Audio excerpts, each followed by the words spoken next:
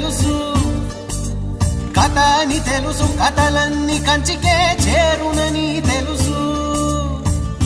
తెలుసు తెర తొలుగుతుందని, తెలుసు తెల్లారుతుందని, తెలుసు ఈ కట్టె పుట్టుకుమంటదని, తెలుసు ఈ మట్టి మట్టిలో కలిసిపోతదని.